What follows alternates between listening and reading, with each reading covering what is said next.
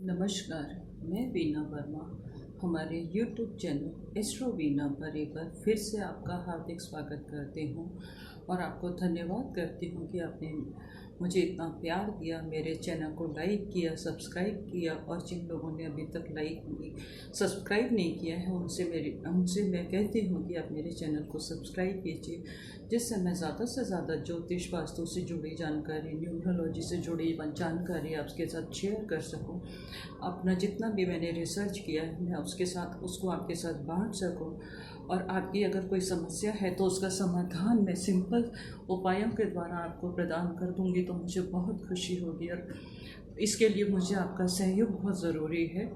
अब हम आगे बढ़ते हैं। हम जो चर्चा कर रहे थे कि मंगल 4 मई 2020 को जो अपनी राशि परिवर्तन कर रहे हैं, कुंभ राशि में प्रवेश कर रहे हैं, तो इनका अलग अलग राशियों के ऊपर क्या प्रभाव पड़ेगा, इसके बारे में हम बात कर रहे थे। अभी तक हम चर्चा कर चुके थे कि मेष, वृषभ, मिथुन और कर्क राशि के ऊपर इसका क्या प्रभाव पड़ेगा। अब इसी सीरीज़ को हम आगे बढ़ाते हैं।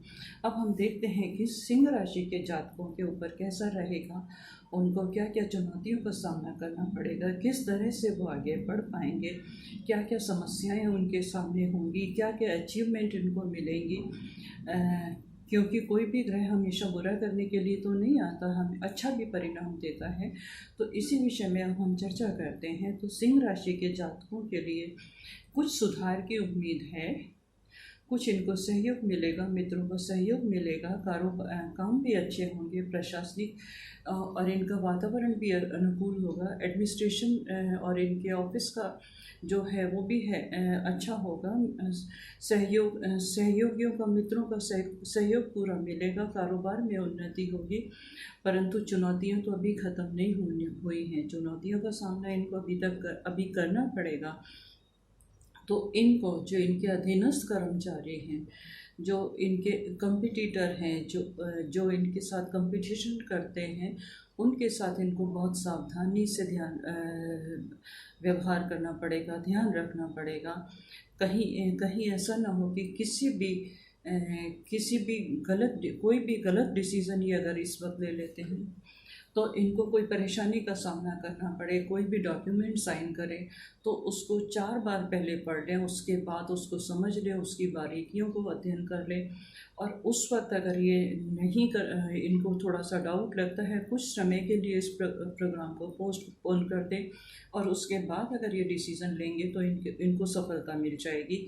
और जो इनके मुंह के ऊपर इनके साथ में बहुत अच्छा व्यवहार करते हैं, परंतु जेलसी फैक्टर उनके साथ हमेशा रहता है, थोड़ा कहीं ना कहीं नीचा दिखाने की कोशिश करते हैं, तो उनके साथ व्यवहार में उनकी बातों का इनको बहुत सोच समझ के विश्वास करना है। विश्वास या तो करें ही नहीं। और क्योंकि कोई ना कोई इनके कंपटीटर जो है वो धोखा देने की भी कोशिश कर सकता है, तो इस बात का ध्यान रखें।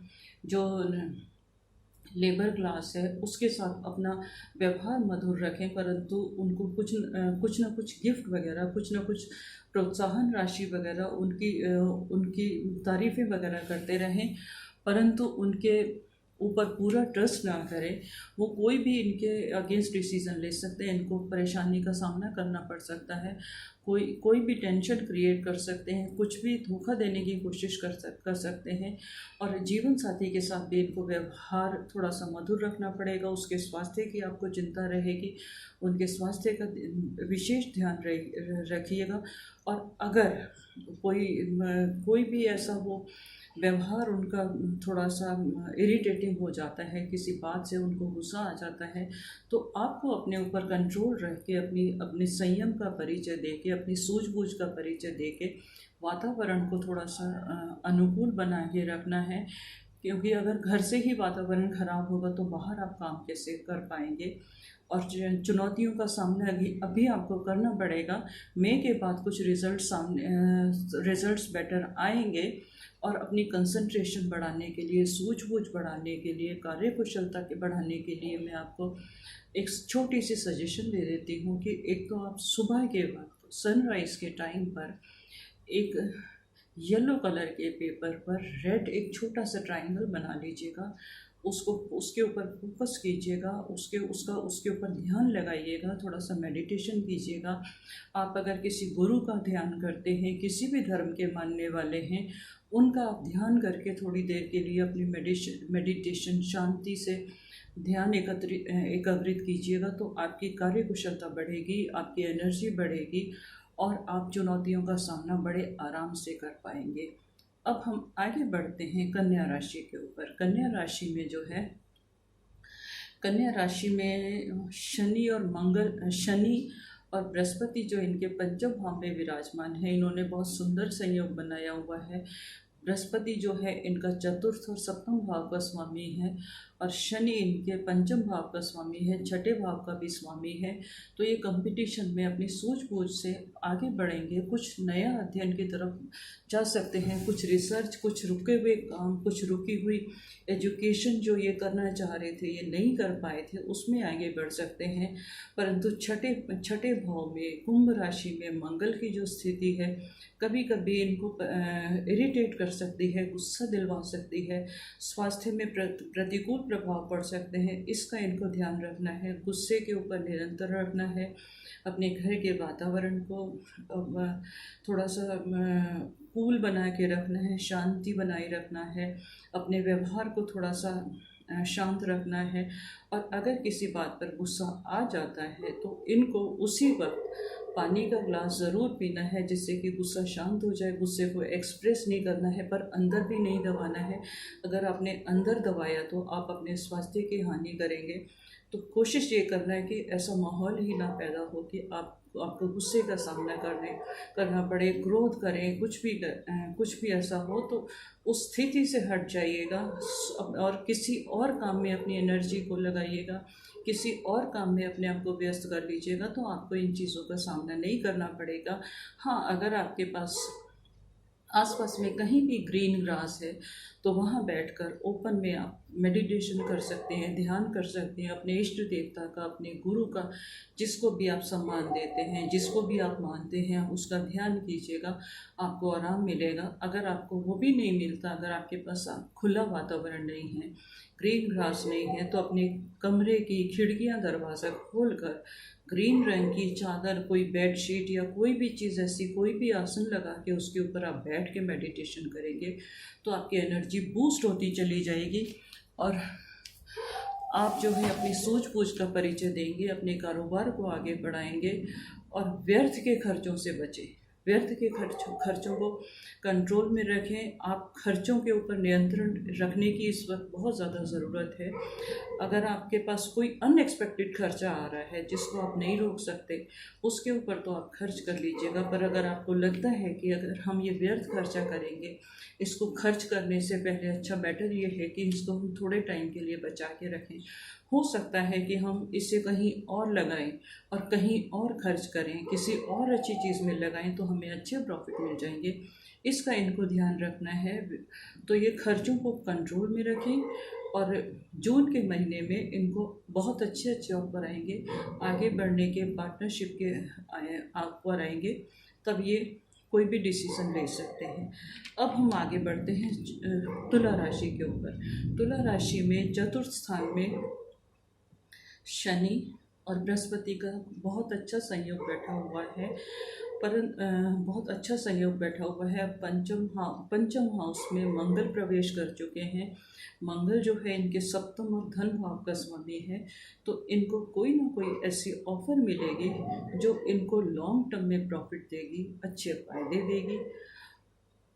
और कुछ जो इनके रुके हुए काम थे, अपनी सूझबूझ थी, आगे बढ़ने के प्रपोजल थे, कुछ शिक्षा के क्षेत्र में करना चाह रहे थे, उसमें ये आगे बढ़ सकते हैं। कोई कारोबार में कुछ उन्नति करना चाह रहे थे, कुछ उसको एक्सपेंड करना चाह रहे थे, उसको भी कर सकते हैं। परंतु थोड़ा धीरे धीरे आगे बढ़ेंगे, थोड़ी थोड़ी इन्वेस्टमेंट से आगे बढ़ेंगे तो इनके लिए बहुत अच्छा रहेगा। इन्वेस्टमेंट थोड़ी थोड़ी करें। हमें रेस जीतनी है तो पहले स्पीड अपनी कम रखें, तब हम धीरे धीरे स्पीड बढ़ाएंगे तो डेफिनेटली हम रेस को जीत पाएंगे, विनर रहेंगे और आगे बढ़ते चले जाएंगे। हाँ, एक चेतावनी मैं और आपको देना चाहती हूँ कि मंगल जो इनके पंचम भाव में विराजमान होने वाले हैं और भाग्य स्थान के राहु की दृष्टि से थोड़ा सा पारिवारिक जीवन में, घर में जीवन साथी से थोड़ी सी नोक झोंक का इनको सामना करना पड़ सकता है। हो सकता है वातावरण अ, थोड़ा सा अनुकूल न रहे, विरोध रहे, विचारों में विरोध रहे, विरोधाभास का सामना करना पड़ता है। तो ये बैलेंस बनाने में बहुत अच्छी अपनी सूझबूझ का परिचय देके बैलेंस बना के रिश्तों को आगे बढ़ाएं, अपने आप को थोड़ा सा संतुलन में रखें, तो आगे इनका समय जो है बहुत अच्छा जाने वाला है। अगर ये इस वक्त सूझबूझ का परिचय देंगे तो आगे इनका स्वास्थ्य भी अच्छा रहेगा। इसके साथ अब हम आगे बढ़ते हैं वृश्चिक राशि के ऊपर। वृश्चिक राशि में जो शनि और बृहस्पति है, इनके थर्ड हाउस में प्रवेश कर चुके हैं। थर्ड हाउस में थोड़ा सा इनको घुटन का, डिसीज़न में, वाक एक्सप्रेस करने में इनको परेशानी का सामना करना पड़ सकता है। हो सकता है इनको कोई एलर्जी हो, कोई इस तरह की बीमारी का ये सामना कर सकते हैं। और चतुर्थ में इनके मंगल प्रवेश कर जाएंगे, तो इनको काम को बढ़ाने के ऑफर आएंगे, काम इनके अनुकूल हो जाएंगे। पर कोई ऐसा प्रलोभन भी इनको मिल सकता है कि आप इस प्रॉपर्टी में इन्वेस्ट कीजिए, आप यहाँ इन्वेस्ट कीजिए, आपको आगे बहुत अच्छे प्रॉफिट होंगे। तो प्रॉपर्टी में इन्वेस्ट करने से पहले इनको बहुत सोच समझ के आगे बढ़ना पड़ेगा। शांति से उसको अच्छे से निरीक्षण करके, विचार विमर्श करके अगर ये डिसीज़न लेंगे, सोच समझ के आगे बढ़ेंगे, तो ये आगे लंबा फ़ायदा उठा सकते हैं। परंतु कभी कभी अभी जो है ग्रहों की स्थिति से इनको घबराहट और बेचैनी का, एलर्जी का सामना करना पड़ेगा। हो सकता है इनको थ्रोट इन्फेक्शन हो। उससे बचने के लिए अपने गले को साफ रखें, और थोड़ा सा प्राणायाम करें, थोड़ा सा योगा करें। योगा से गले की और डीप ब्रीथ वाली एक्सरसाइज करें, तो ये इस बीमारी के ऊपर निजात पाएंगे। अपने हेल्थ को अब बना के रखेंगे, अपने वातावरण को अच्छा बना के रखेंगे और आगे तरक्की करेंगे। क्योंकि अगर हेल्थ अच्छी है तो हमारा सारा ही जीवन अच्छा रहता है। अगर हेल्थ ख़राब हो गई तो हम किसी भी चीज़ को, ना अपने काम को, ना खुशियों को, ना पैसे को, हम किसी चीज़ को एंजॉय नहीं कर पाते। तो सबसे पहले इनको अपनी हेल्थ का ध्यान रखना है। पानी का सेवन ज़्यादा से ज़्यादा करना है। कोशिश करें कि सुबह सूर्योदय के समय पर सूर्य को तांबे के लोटे से जल चढ़ाएं और अपनी ऑरा को बढ़ाने की उससे प्रार्थना करें, कोशिश करें। और जो लोग हिंदू धर्म के मानने वाले नहीं हैं, वो भी सूर्य के सामने जाके कुछ देर का मेडिटेशन करें। क्योंकि सूर्य प्रकाश तो अपना सबको देता है, उसका कोई धर्म नहीं है। उसका प्रकाश अगर हम सबको मिलता है, उसके लिए कोई हिंदू नहीं, कोई मुसलमान नहीं, कोई सिख नहीं, कोई ईसाई नहीं। तो वो सुबह प्रातःकाल सूर्योदय के समय पर सूर्य के सामने जाके जिस भी उसको मानते हैं, चाहे उसका नाम भी ले लेंगे, तो सूर्य अपने प्रकाश से उनकी सारी ऑरा को क्लीन करेगा, उनकी एनर्जी बूस्ट करेगा और उनकी रोग प्रतिरोधक क्षमता को बढ़ाएगा, जिससे कि आगे आने वाले टाइम में अपनी हेल्दी लाइफ को एंजॉय कर पाएंगे। धन्यवाद।